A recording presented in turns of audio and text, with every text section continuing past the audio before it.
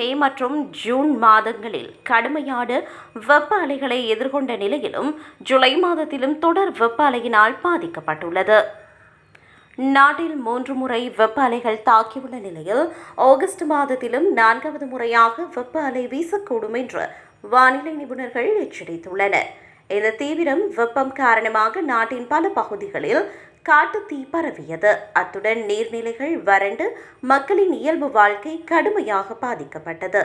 தற்போதைய சூழலில் வெப்ப அலைகளின் தாக்கம் குறையாமல் அடுத்தடுத்து நிகழ்வது நிபுணர்களை கவலையடைய செய்துள்ளது. வெப்ப அலைகள் ஒன்றன் பின் ஒன்றாக தாக்குவதால் மண்ணின் ஈரப்பதம் குறைந்து வனப்பகுதிகள் பலவீனம் அடைந்து வருகின்றன என வானிலை ஆய்வு நிறுவனங்கள் எச்சரிக்கின்றன. கட்டிடங்கள் குளிர்ச்சி அடைவதற்கு போதிய அவகாசம் கிடைக்காத அளவுக்கு வெப்பம் தொடர்வதால் இது நீண்டகால பாதிப்புகளை ஏற்படுத்தும் என அஞ்சப்படுகிறது. ஜூலை மாத மத்தியில் ஓரிரு நாட்கள் வெப்பநிலை சற்று குறைந்து மக்களுக்கு கிடைத்த தற்காலிக ஓய்வு மிக குறுகிய காலமே நீடிக்கும் என கணிக்கப்பட்டுள்ளது. ஐரோப்பாவின் மீது மீண்டும் உயர் அழுத்த மண்டலம் உருவாகும் வாய்ப்பு இருப்பதால் ஆகஸ்ட் மாதத்தின் முதல் வாரத்தில் வெப்பம் மீண்டும் அதிகரிக்கக்கூடும். இந்த வெப்ப அலைகளின் பின்னணியில் சஹாரா பாலைவனத்திலிருந்து வீசும் வெப்பக்காற்று முக்கிய பங்கு வகிக்கிறது.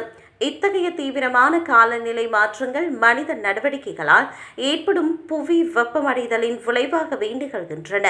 தொடர் வெப்ப அலைகளால் பாதிக்கப்பட்ட பகுதிகளில் உள்ள மக்கள் போதுமான அளவு தண்ணீர் அருந்துமாறும் பகல் நேரங்களில் கடுமையான உடல் உழைப்பை தவிர்க்குமாறும் சுகாதாரத்துறையினர் அறிவுறுத்தியுள்ளனர்.